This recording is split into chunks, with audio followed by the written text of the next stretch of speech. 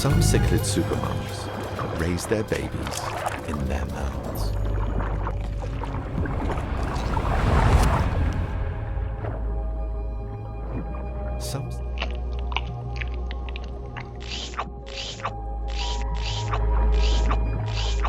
Using them as mobile nurseries to keep their young safe as they grow.